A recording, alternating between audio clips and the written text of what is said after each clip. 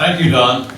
It is my honor and pleasure to be here with the New York Commander Union. Together, we will be presenting the Admiral of the Fleet, George Dewey Award to Secretary Lehman. You all knew he was chosen a few months ago when we announced it. We are very proud that he has been able to come and to support us here with this.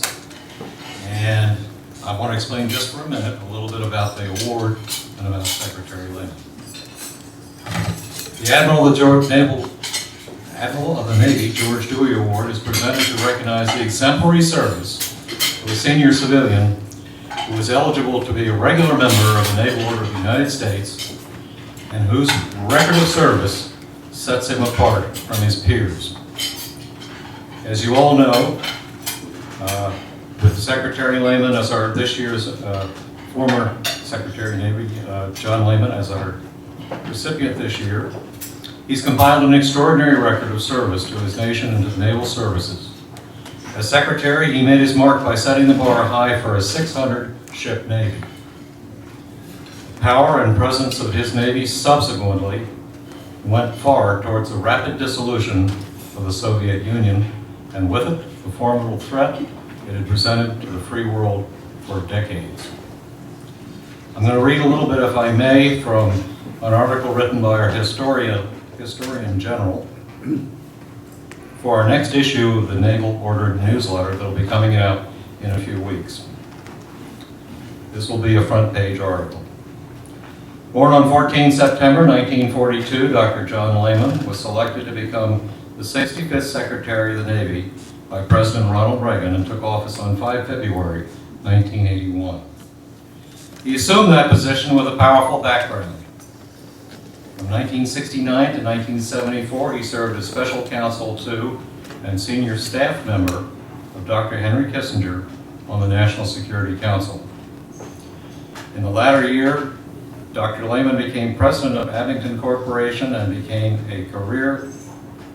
a career as staff member in the Foreign Policy Research Institute at the University of Pennsylvania. From 1974 through 1975, he was a delegate to the Mutual Balanced Force Reduction negotiations in Vienna. He was Deputy Director of the U.S. Arms Control and Disarmament Agency from 1975 until 1977. Dr. Lehman has also been a visiting fellow to Johns Hopkins University School of Advanced International Studies and a Yale University Chubb Fellow. As Secretary of the Navy, Dr. Lehman envisioned and completed the transformation of the Navy unlike anything since World War II. Capturing his vision of galvanizing the American public and their Congress to confront the Soviet Union at sea in 4 areas around the globe, and faced with an antiquated 530-ship Navy that was declining in numbers, with the ardent support of President Ronald Reagan, he pressed for creation of a 15-carrier, 600-ship Navy, including 4 new supercarriers with the advanced F&A 18 Hornet and AB-8B Harrier aircraft embarked, that would bring to an end the Cold War with the Soviets and preserve America's defense and economic strength into the 21st century. Finding themselves unable economically to compete with the 600-ship Navy and such other technological advances as the proposed Star Wars defensive missile system, the Soviets were ultimately forced to withdraw from head-to-head aggressive competition with the United States. And the process of containment envisioned much earlier by George Kennan was made complete. America stands free and the leader among nations today to a large extent because of the leadership and foresight of Secretary of the Navy, John Lehman. Secretary Lehman's enduring legacy is the United States Navy, second to none. On a more personal note, in 1982, while I was in command of USS Francis Hammond, an ASW frigate in Yokosuka, Japan, I had the honor to host Secretary Lehman for a visit to the ship. During this visit, a highlight of my career, I was able to present the Secretary with a ship's plaque. Now, 32 years later, again, soon standing in his midst, I will have the honor to present another plaque, this time for the Admiral of the Navy, George Dewey Award. Commander Schuld, will you please read us the inscription on the plaque?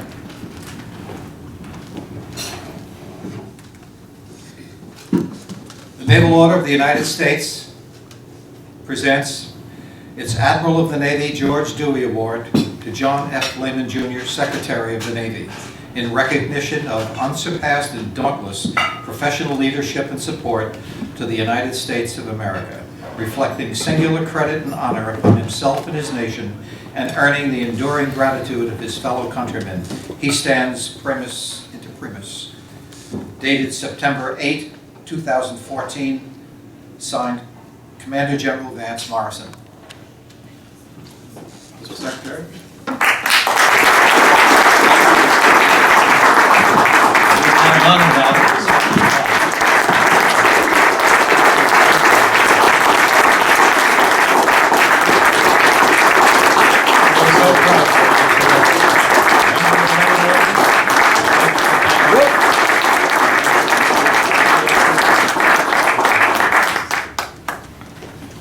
Thank you very much. I'm really deeply honored and humbled by this award. As you know, you read the list of predecessors for this award. It's quite impressive, and I'm not sure I'm raising the bar by joining your midst, but and thank you for that. Certainly the most thoroughgoing introduction I've had the pleasure of although I was a little disappointed that you left out my career in the Boy Scouts. And even more importantly, since we have our former commander from Philadelphia here, I really started my naval career in the Schuylkill Navy. Oh, so that's where I started. And although at the time the Schuylkill was too thick to row on and too thin to plow, it was an experience. I'm deeply touched by receiving this honor from the order because the Naval Order is very special because they are former naval persons who really got it and who still get it, what the Navy is really all about and what it means to the country and to the world. And they continue to communicate, to read, to participate in a very quiet way, but a very forceful and effective way with their political leaders and opinion leaders and so forth. So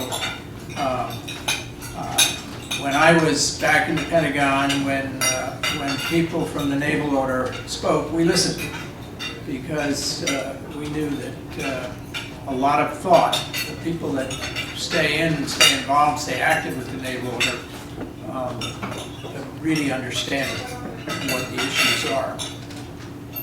And that kind of consciousness and participation today is more important than ever because certainly we face greater threats and more risk than at any time since World War II, even more than the height of the Cold War, in my judgment. And some people would say, given the almost inevitability of the outcome in World War II, today's danger is greater than even then. Well, regardless of historical comparisons, the fact is today, with rising China about to surpass the U.S. Navy in numbers of major combatants and in overall numbers in the next 2 to 3 years, with North Korea, a totally irrational actor with nuclear weapons and currently testing an ICBM, with Iran, a a virulently anti-American power developing effectively and proceeding towards nuclear capability, with the Islamic Jihad that continues throughout the Muslim world, funded, I might point out, largely by Saudi and UAE dollars, and with an administration that seems to believe that the era, depending on military strength, is so non-21st century, as their representatives repeatedly say. This is unacceptable in the 21st century. So that'll fix it. The fact is, we are continuing to disarm at a rapid rate. In reality, the U.S. Navy's budget today, adjusted for inflation, is larger than it was at the height of the Reagan buildup. Yet the output from that expenditure is less than a third in terms of ships and aircraft. Now, the administration says, oh yes, but the ships are 380 ships, or 280 ships rather, are much more effective than the 600-ship Navy because they're much better ships. That is really rubbish. The Fig 7 Perry class that you commanded had at least 5 to 6 times the power in ASW and AAW in surface warfare that the LCS has that replaces it. The LCS has one weapon, a 76 millimeter chain gun. The F-18, while it's a very versatile airplane, has half the range, half the payload, and requires about the same amount of maintenance for flight hour as the F-14 that it replaces, so that we are replacing aircraft in the fleet that are less capable than the aircraft they replace, the A-6, the F-14, the S-3, and so forth. So, the reason we see flames erupting all over the world is because we are disarming. Even as we speak loudly and talk about more sanctions, embargoes, and so forth, it's a replay of the early 30s when we did the opposite of what Teddy Roosevelt said, and that is speak softly but carry a big stick. It wasn't until 1936 that we started to build the Navy again, after adhering, while our adversaries were ignoring the Washington Naval Agreements, which prohibited more carriers and battleships and so forth. We were adhering to it, right up until 1936. By that time, Japan, flaunting it, had built a Navy that, for immediate firepower, was greater, with much better trained sailors and capability than we had. Yet we were speaking loudly and embargoing Japan and driving them further and further towards military action. First scrap metal embargo, the steel embargo, the oil embargo, as we disarmed. We're doing the same thing today. And you see the results in the world. Nobody takes this that seriously anymore. They know we can't, despite what we say. We cannot, with a 280-ship Navy, deal with deterrence in the Western Pacific, in the strategic straits of Malacca and the Sunda Straits, the Mediterranean, alone even our home waters in the Caribbean. And we are in no position to impose embargoes and enforce them if we are challenged. And so you're going to see more, much more. Things are going to get worse before they get better. Now, having said that, I think the history of our Navy shows that while we have many times in the past ignored the winds of war around the world and not armed sufficiently to deter, when crisis breaks, our ability to respond and to build and to recruit and train a force that can prevail is unprecedented in history, and we can do it again. We've seen this movie before, as my old boss Kissinger often says, history doesn't repeat itself, but it rhymes. And we're seeing a rhyming of many unfortunate eras in the past today. But after a similar period of disarmament in the 70s, when the forces were at a low ebb, pay frozen for 4 years, and no spare parts, backlog of overhauls, no flying hours for training, and ships that couldn't sail because they did not have the sailors. We're seeing the same thing all over again today. They're down to 5 to 6 hours, flight hours training, leading to rising accidents and no spare parts, a big backlog of overhauls, unfunded, which destroys the incentive and the job satisfaction, which put on top of the family separation, which is now repeating exactly the mistakes of the 70s, with the announcement and the actual deployments today lasting 9 months instead of 6 months. And you're beginning to see the hemorrhaging of talent in the enlisted and officer ranks, that once it starts, crumbling is severe and rapid. And so things are not good. The president, regardless of his policies, is losing his ability to deter. He is not deterring our potential adversaries, and he's certainly not reassuring our allies. So, how long will it take us? Can we reverse this? My answer is yes.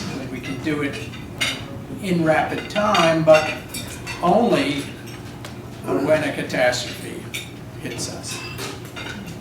Because the political consciousness of what is at stake here just is not high enough today. So it's going to take another Pearl Harbor 9/11 kind of disaster, I think, to give a president, whomever that might be, the capability, the power to do what has to be done, as was done, when the Korean War broke out. Within 6 months, we trebled the defense budget. We reactivated 380 ships, 14 aircraft carriers, and did it all within the first year. Similarly, when World War II hit us almost flat-footed, by the end of the war, less than 4 years later, we had built a 5,000 ship Navy with 115 aircraft carriers operating. So we can do it, but the longer we wait to mobilize the American public and the popular understanding of the kind of threats we face, the longer it's going to take and the more lives that will be lost as we restore our war-fighting and hence deterrent capability. But it can be done, and I believe it will be done. The only question is at what cost between now and then. So I guess that's about the most optimistic tone I can strike today. So with that, I will close and thank you. Thank you very much.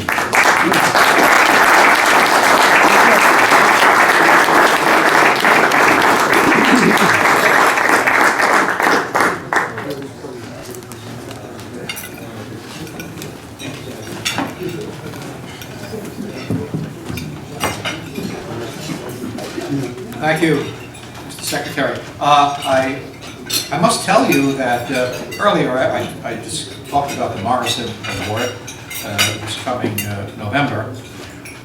Secretary Lehman is the only individual ever to be a two-time recipient of that award. The first one has a very young-looking Secretary Lehman, not secretary. Let's see, John, you were then a lieutenant, perhaps? Yeah. And this book is entitled Command of the Seas, Blue Jacket book, John F. Lehman Jr. That is still available. And in more recent years, John authored a book again on Seas of Glory, which was, I found, most enjoyable. So in the event that you'd like to read a little bit more about his writings, why, consider these two books. In just a few moments, I'll ask Admiral Callow to come forward. Thank you.